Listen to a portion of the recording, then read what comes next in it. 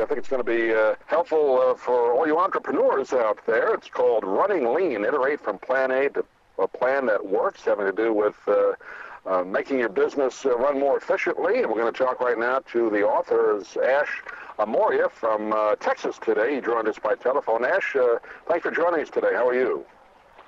Thanks a lot. Thanks for having me. I'm doing well. Good to have a chance to talk to you. I had a chance to read through the book, and I think now with more and more people, I think maybe not in the major corporations anymore, maybe running their own businesses or becoming entrepreneurs themselves. I think you give some good advice here. Was that part of the reason for writing it? Yes, absolutely. I do think we're at a time now where we're at the cusp of a new renaissance, new wave of entrepreneurship. It's cheaper than ever to go build products. So that's the good news. You don't need expensive office space. You don't need large teams to go build products. And that's all good. But on the flip side, I find that a lot of those products, even though we're building a lot of new products and coming up with new business ideas, a lot of them still end up failing. And that was the real motivation for writing the book, is imparting some of the lessons I've learned over the years and mixing it in with a lot of smart things other entrepreneurs have been saying all along, and turning that all into a book that hopefully will help the next entrepreneur avoid making some of those now, in retrospect, obvious mistakes. Mm. You've started a couple or several businesses yourself. Wired Reach is one of them. Spark 59, is that your current one? Or? That's right. Spark 59 is just over a year old now. And Wired Reach is a company I started almost 10 years ago and just sold that 2 years ago. So you've, from first-hand experience, I can tell just by reading through the book, you give examples of your own experiences, which is no better teacher than that. And I think this is where I think a lot of business schools may kind of miss the boat a little bit, a little more practical experience as opposed to theory. And I think you got to have both, but practical helps, right?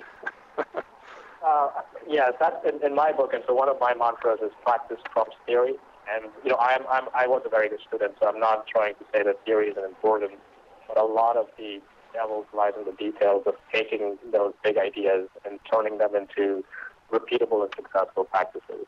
And that's where I believe I've spent a lot of the time in this book trying to really distill those practical techniques more than anything else. Yeah, I agree with you. I got a business degree from Delphi, New York, and then you learn a lot, obviously, theory-wise, but I always say, well, how do we apply this where we can make some money with it? My father would ask me that, too.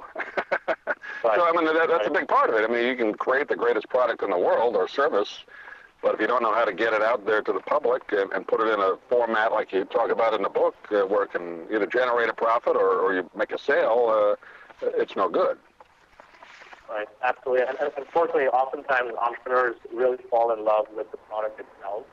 And I liken them a lot to artists. They feel they just have to build this great product, just put it out there and magically it will market itself. Magically, customers will come knocking on the door. And that doesn't quite play out that way. So yeah, there's definitely a lot of other things that gets fit into the bill of what an entrepreneur's true job is. That doesn't quite, that's not just around building of the product. Mm. Well, let's talk just briefly a couple of the different points you have in the book. Obviously, we don't have a lot of time to get in depth, but just to give the audience a bit of a taste of it, you talk about testing. That's a huge part of any kind of endeavor. You want to make sure that what you're inventing or creating is worthwhile to people out there. Is there going to be a customer base for you, right? Exactly. Yeah, and so I often start entrepreneurs by asking them to answer the question, have they really identified a customer problem worth solving?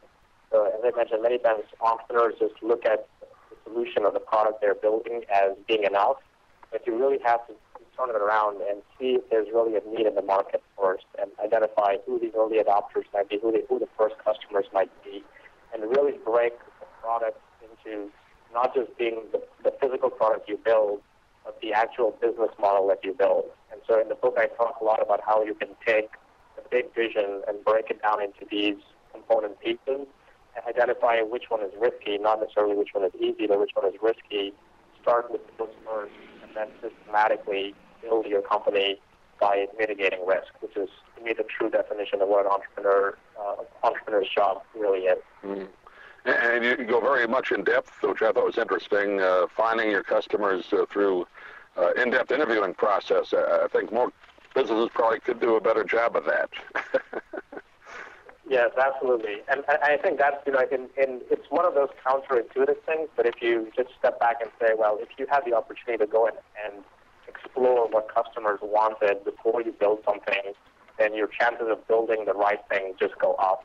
And it makes a lot of sense when one puts it that way, but most people go about it backwards. They go and build that thing and then realize that it's not what the customer wanted, and that's when the real learning begins. So essentially this whole process is just about flipping that around and saying, let's start with nothing, but let's go talk about what we're going to go build. Let's go even show it using screenshots or videos or some kind of a prototype, and then go build it and then go deliver the value once we know what it is the customer will want and what they'll pay for.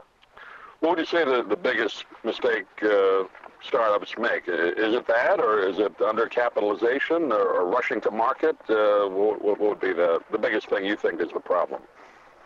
Yeah, so in today's world, I think the biggest mistake is really building the wrong product. Mm-hmm. So most products and most startups fail not because they failed to build what they wanted to go build.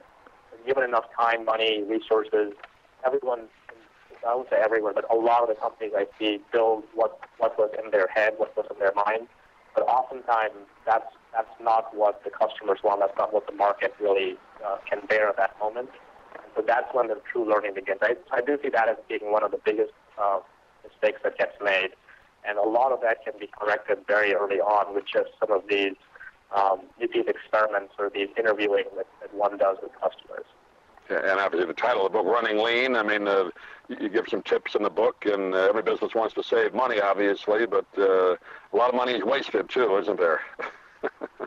Yes, absolutely. And I will say that running lean is not strictly about being cheap. So oftentimes people look at the word lean as being cheap. It comes from lean manufacturing, which was invented in the 40s and 50s of the last century in the Toyota production system. Right. And lean essentially comes from the principle of eliminating waste or being efficient with resources. Money happens to be one of those resources, but what we want to be most efficient with is our ability to learn about customers. And once we have that learning, sometimes that does require spending more money in the short term so we get that learning quicker, so we get to building a profitable business faster. So it's not always about maximizing savings, but it is about maximizing learning from customers. You know, the Six Sigma and I think Kaizen was the other term I've heard. All that came out of Toyota, didn't it? Absolutely, absolutely. And in some ways it's gone full circle. I mean, those principles were so sound and they've been applied in the manufacturing sphere, and they're making their way first into software. That's where a lot of this stuff came out from, the running lean and lean startup movement in particular. But it's now spreading. I see it being applied in brick-and-mortar businesses. I've seen restaurants or restaurateurs start to apply these principles as well. So it's being applied in a very general sense to just the entrepreneurship field, which I find very exciting and promising at the same time. Mm.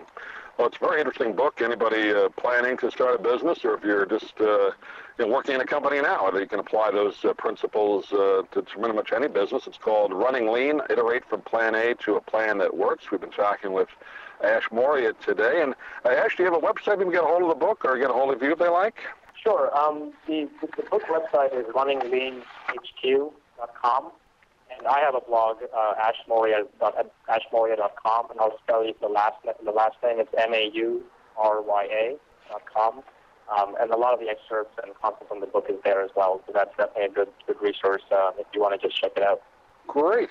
Well, Ash, appreciate you taking a few minutes. I know you're a busy man, but I think you're doing something worthwhile here to pass along your knowledge. That's always a good thing. Thanks a lot. It was a pleasure to be on. Good. Thanks for joining us. We'll talk to you again.